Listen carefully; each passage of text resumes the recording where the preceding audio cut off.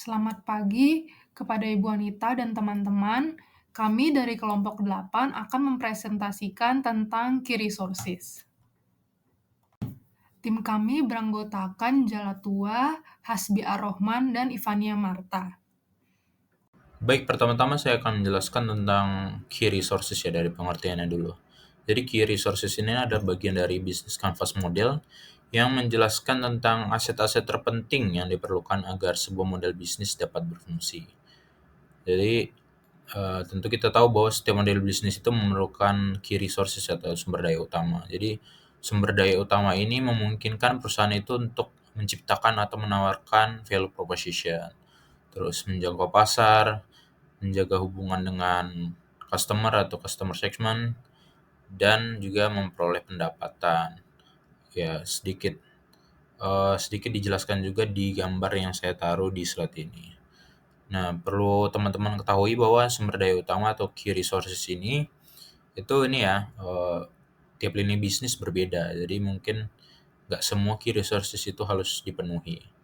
Nah, mungkin lebih mendalamnya lagi akan dijelaskan oleh teman saya dan akan dibahas juga di case study.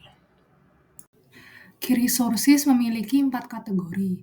Yang pertama ada physical, yang kedua intelektual, yang ketiga human, dan yang keempat adalah financial. Kategori yang pertama adalah physical. Kategori ini mencakup aset fisik seperti fasilitas, produksi, gedung, kendaraan, mesin, sistem-sistem titik penjualan, dan jaringan distribusi. Contoh perusahaan yang bergantung pada sumber daya fisik atau aset fisik adalah Walmart dan Amazon.com. Walmart memiliki jaringan toko fisik yang banyak. Walmart memiliki ribuan toko di berbagai lokasi yang menjadi aset fisik utamanya. Walmart juga memiliki banyak pusat distribusi besar untuk mendistribusikan barang ke tokonya. Selain itu, Walmart memiliki kendaraan untuk logistik dan pengiriman barang dari gudang ke toko, serta memiliki sistem logistik yang kuat, termasuk fasilitas pergudangan dan transportasi yang mendukung rantai pasok Walmart. Selain itu, Amazon juga merupakan perusahaan yang bergantung pada aset fisik. Aset fisiknya seperti memiliki banyak gudang di berbagai wilayah sebagai tempat penyimpan inventory dan pemroses pesanan. Amazon juga memiliki jaringan logistik dan distribusi sendiri, termasuk pusat pemilahan, pengiriman last mile, dan armada transportasi melalui Amazon Global Logistik dan Amazon Freight. Selain itu, Amazon juga menggunakan robot di gudang pemenuhannya. Robot-robot ini digunakan untuk membantu mengambil, memindahkan, dan menyortir barang. Amazon juga memiliki sistem otomatis untuk kemasan atau packaging. Misalnya seperti mesin yang membuat kemasan ukuran pas sesuai barang untuk efisiensi material. Sumber daya intelektual itu seperti merek, pengetahuan eksklusif, paten dan hak cipta, kemitraan, serta basis data pelanggan semakin menjadi komponen penting dalam sebuah model bisnis yang kuat. Sumber daya intelektual sulit dikembangkan, namun ketika kita berhasil menciptakannya, dapat menawarkan nilai yang besar. Perusahaan barang konsumsi seperti Nike sangat bergantung pada merek sebagai sumber daya utama. Identitas merek Nike tidak hanya sekedar tanda pengenal, tetapi juga aset strategis yang membedakan perusahaan dari pesaingnya. Reputasi yang telah dibangun selama puluhan tahun melalui kampanye pemasaran yang kuat, dukungan atlet yang terkenal, serta konsistensi kualitas produk membuat Nike mampu mendorong loyalitas pelanggan, meningkatkan penjualan, dan memberikan kemampuan bagi perusahaan untuk mempertahankan posisi sebagai pemimpin pasar. Selain itu, Microsoft juga merupakan salah satu perusahaan yang bergantung pada perangkat lunak dan properti intelektual terkait yang dikembangkan selama bertahun-tahun.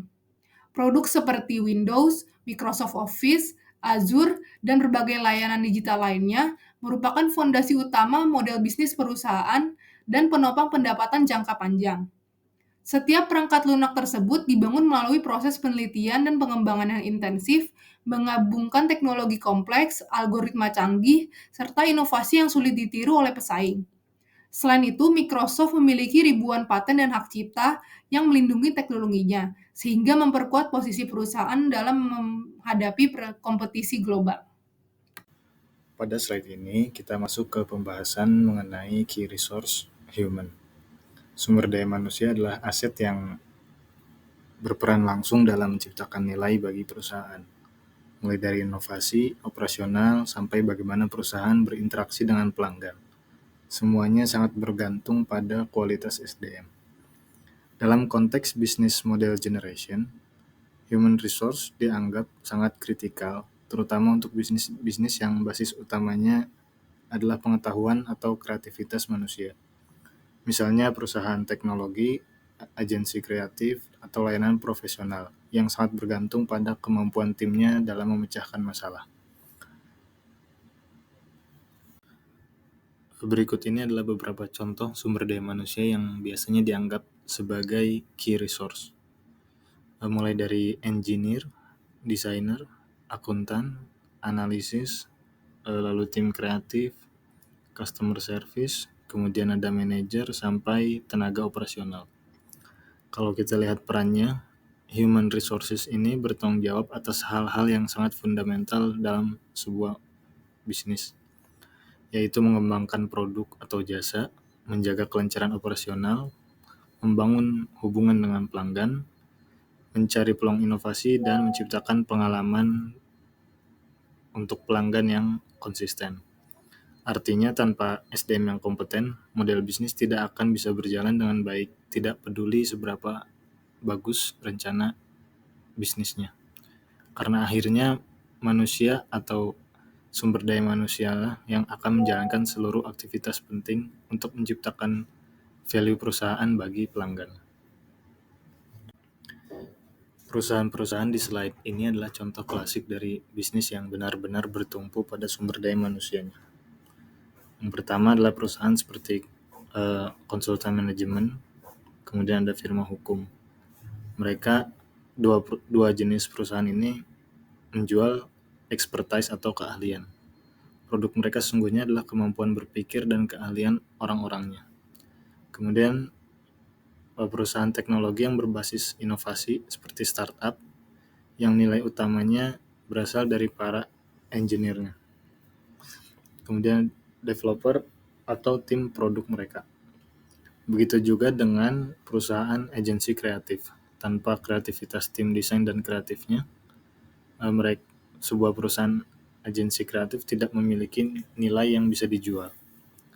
Jadi semakin bisnis tersebut berbasis intelek, analisis, atau kreativitas, semakin besar juga peran human resources sebagai key resource perusahaan.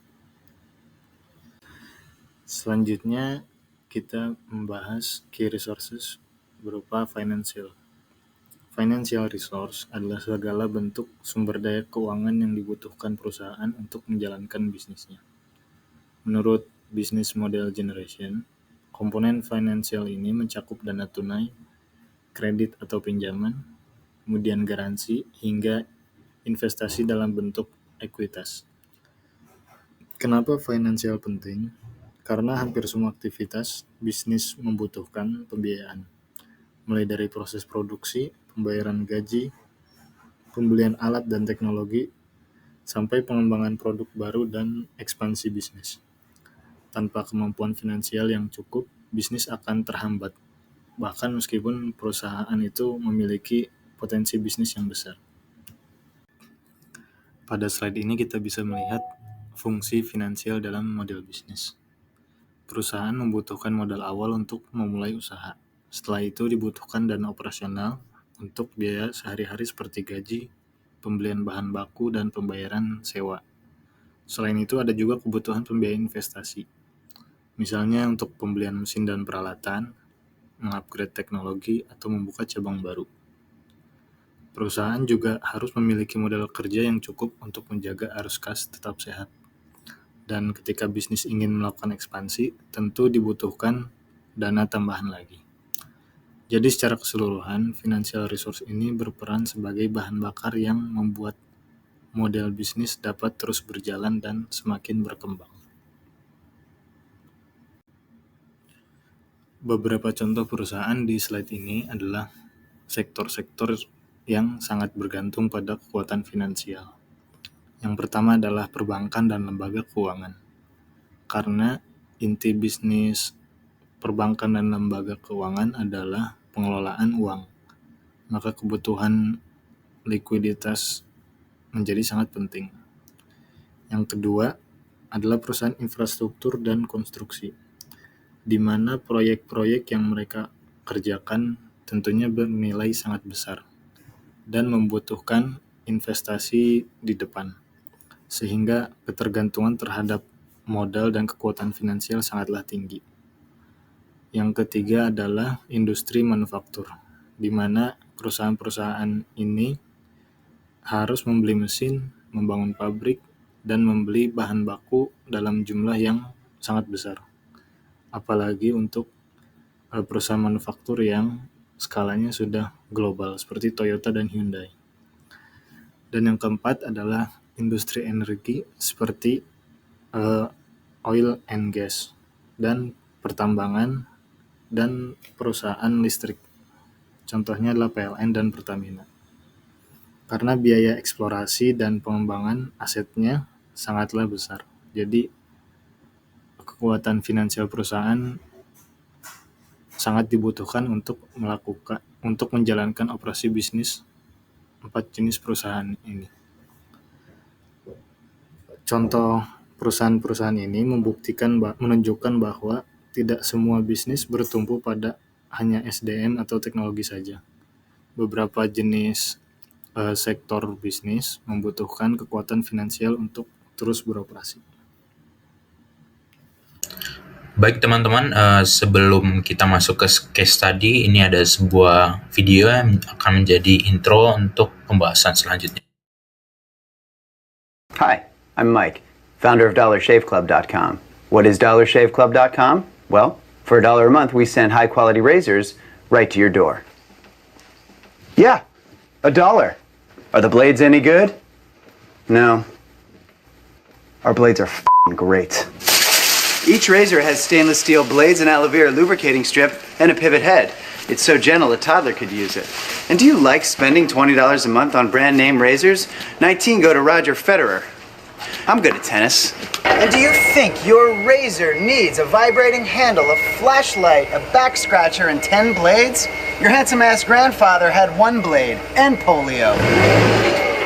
Looking good, pop-up! Stop paying for shave tech you don't need. And stop forgetting to buy your blades every month. Alejandro and I are going to ship them right to you.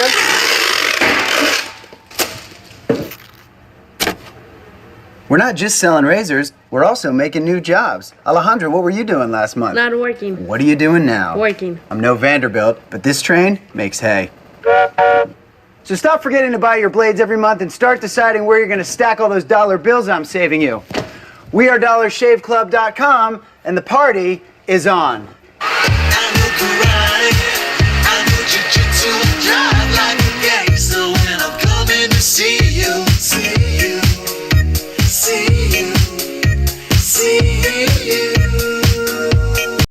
Oke teman-teman, selanjutnya kita akan masuk ke case study kita, yaitu Dollar Shave Club versus Gillette, yang diandaikan atau diibaratkan dengan The David versus Goliath battle di industri alat cukur.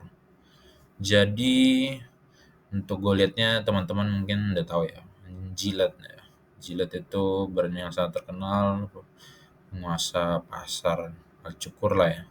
Sudah ada sejak 1901, dan pada 2005 dia dapat dana segar dari akuisisi oleh P&G. Terus di 2010 juga dia punya 70% market share di US. Ya, dominan banget lah. Mungkin teman-teman yang nggak kebayang 70% market share itu ya kurang lebih sama dengan market share Indomie di Indonesia saat ini, yang benar-benar dominan. Dan The David-nya adalah brand bernama Dollar Shave Club. Jadi Dollar Shave Club ini adalah sebuah brand alat cukur yang model bisnisnya adalah D2C, direct to consumer, dengan subscription base juga. Jadi kita pesan lewat web, nanti langsung diantar ke rumah kita, nggak lewat Walmart atau supermarket lainnya gitu. Nah, si Dollar Shave Club ini, bagaimana video tadi, dia menjual barang atau alat cukur itu $1 aja. $1. Sedangkan saat itu jilat itu, alat cukurnya itu paling murah itu $10,66. Nah, itu Dollar Shave Club juga punya versi yang ini ya, paling tinggi itu eksekutif namanya, itu cuman $9 juga. Lebih murah lagi dari si tipe paling bawahnya si jilat. Dengan $9 itu per bulan kita dapat satu alat cukur dengan 3 cartridge. Sedangkan si jilat itu $10,66 itu cuma alat cukurnya doang. Nah, cartridge-nya itu kita harus bayar lagi $4,37 kalau nggak salah. Nah, kalau di total perbandingannya untuk dapat satu alat cukur dan 3 cartridge itu si Dollar Shave Club kita cukup keluarin $9 tadi, sedangkan jilat itu kita butuh kurang lebih $23. Nah, itu perbandingannya jauh ya. Itu udah tipe paling atasnya si Dollar Shave Club. Kalau tipe bawahnya lagi yang $1 itu ya lebih jomplang lagi ya, ini perbandingannya. Nah, mungkin teman-teman bertanya ya, kenapa sih saya angkat cerita Dollar Shave Club ini versus jilat? Mungkin kalau teman-teman perhatikan yang tadi sudah dijelaskan oleh teman-teman saya di kategori key resources yang 4 tadi itu, kan itu udah dijelaskan ya, perusahaan-perusahaan yang kuat di key resources tertentu dan Excel berhasil dia di industrinya, di marketnya karena key resources itu. Nah, jadi saya saat ini di case tadi akan mengangkat bahwa nggak selamanya tuh key resources itu akan membuat kita menang di market. Ya, walaupun Dollar Shave Club ini nggak sampai menjatuhkan atau mengungguli jilat di market share, tapi Dollar Shave Club ini salah satunya yang mengakibatkan market share dari si jilat ini berkurang dalam waktu 5-6 tahun itu sampai dari 70% sampai ke 56%. Itu ekstrim banget ya. Ya walaupun nggak Dollar Shave Club doang satu-satunya, tapi dia bisa dibilang sebagai pionir yang kemudian model bisnisnya itu ditiru oleh orang lain atau produk lain yang mengakibatkan juga tergerusnya si market share-nya si jilat ini. Selanjutnya akan saya jelaskan key resources-nya dari jilat dan Dollar Shave Club di slide berikutnya. Baik teman-teman, di saat ini saya akan membandingkan key resources antara jilat dan Dollar Shave Club.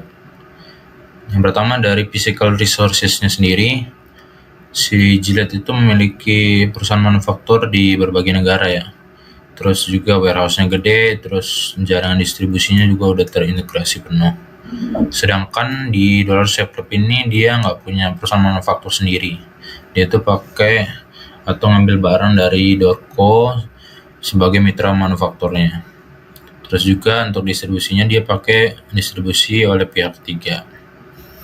Kemudian dari kategori intellectual resources-nya jauh juga. Jilat itu saat itu punya 4.000 paten terkait teknologi produknya, desain blade, cartridge, dan proses manufaktur. Terus juga punya brand heritage yang dominan sejak ya sudah puluhan tahun lah dia dominannya.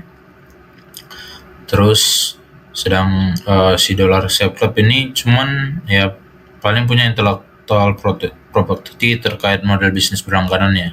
Karena si jilat ini kan nggak model bisnis berlangganan ya.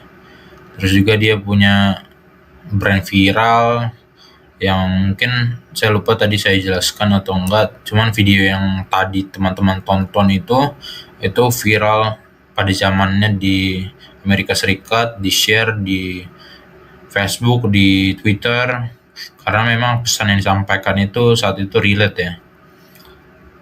Dan orang-orang Amerika saat itu menganggap itu lucu juga sih. Lalu juga ada pengelolaan data pelanggan untuk personalisasi, bagaimana dijelaskan di slide sebelumnya. Terus Chef Club ini dia pakai ini ya, voice model D2C ya, direct to consumer, lewat web dia pesannya. Jadi dari situ si Dollar Shave Club itu dapat mengelola data pelanggan untuk menciptakan kenyamanan atau bisa dibilang sensasi berbelanja yang personal ya. Lalu kemudian selanjutnya ada human resources. Ini juga Gillette yang menang jauh ya. Dia punya ribuan karyawan dan berbagai keahlian mulai riset dan pengembangan, terus manufaktur hingga sampai ke pemasaran itu orang-orang yang berkualifikasi tinggi tentunya. Nah, sedangkan Dollar Shave Club ini cuman punya kurang lebih 190 karyawan saat itu yang fokus cuman pada digital marketing, pengembangan platform, terus juga layanan pelanggan. Di resource yang terakhir juga financial resource ya, Dollar Shave Club ini kalah telak juga ya. Jadi Gillette itu sebagaimana saya jelaskan di slide sebelumnya itu dia dapat dana segar dari Procter & Gamble sebesar 57 miliar US dollar yang digunakan untuk investasi fasilitas, R&D dan juga pemasaran. Sedangkan Dollar Shave Club itu ya cuman startup yang didanai oleh capital venture ya, yang dia itu cuma dapat kalau nggak salah sekitar 250.000 US dollar dibandingkan sama tadi si Gillette sebesar 57 miliar US dollar. Itu jumlah banget ya. Nah itu juga finansialnya itu masih selain yang tadi ya cuma ditopangnya dari ini aja, dari pendapatan yang didapat dari subscription pelanggan doang. Nah tapi mungkin pertanyaannya kenapa bisa si Gillette itu digoyang sama si Dollar Shave Club ini? Apa sih? Padahal kan dari key resources-nya udah menang semua Gillette ya. Tapi kenapa bisa pangsa pasarnya digerus oleh salah satunya si Dollar Shave Club ini? Jawaban itu ada di si Gillette itu sendiri. Jadi Gillette itu memilih untuk membangun teknologi eksklusif dari yang ini ya, mata pisau yang tadi banyak yang dibilang di video tadi. Ya mungkin strategi itu memberikan competitive advantage ya selama puluhan tahun. Namun ternyata strategi itu juga memberikan mereka membuat mereka tidak fleksibel dan rentan terhadap disrupsi. Jadi perlu diingat ya, ini Dollar Shave Club versus Gillette ini kan terjadi 2010 sampai 2015 2016 lah ya. Nah, 2010 itu kebetulan itu adalah post Great Recession-nya Amerika Serikat. Yang ini housing bubble itu, teman-teman. Nah, ternyata abis post Great Recession itu masyarakat semakin sensitif terhadap harga ya. Cuman karena si Gillette ini ya memilih untuk membangun teknologi yang eksklusif dengan mata pisaunya yang banyak dan harganya yang lumayan itu, ya akhirnya market share mereka bisa didisrupsi oleh si Dollar Shave Club ini. Jadi apa sih pembelajaran kunci yang ini disampaikan dari case study ini? Yang ini disampaikan adalah bahwa key resources itu harus align dengan value proposition yang ingin diciptakan, customer segment yang ingin dilayani. Jadi kalau ingin mengambil customer segment mayoritas orang, ya sesuaikanlah dengan kemampuan ekonomi dari customer segment itu.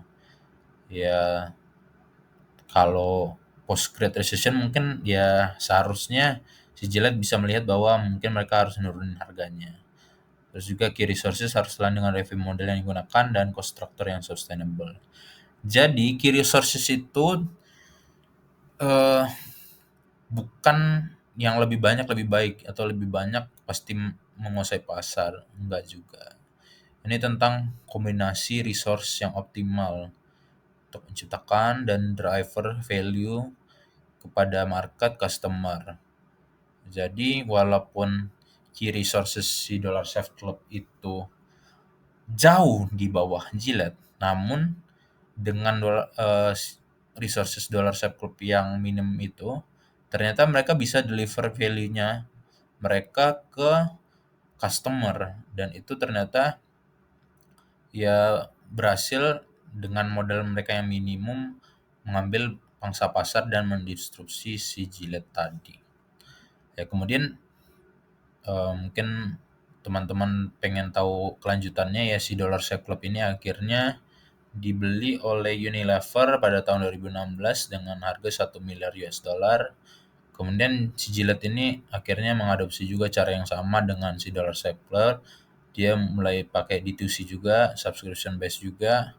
Kemudian dia juga akhirnya menurunkan harganya. Jadi dia tidak ini lagi fokus ke teknologi eksklusif, karena ya tadi bahwa key resources itu nggak persoalan lebih banyak lebih baik menguasai pasar, tapi key resources harus align dengan terutama value proposition dan customer segment yang dilayani. Kurang lebihnya mohon maaf atas perhatian rekan-rekan. Kami ucapkan terima kasih.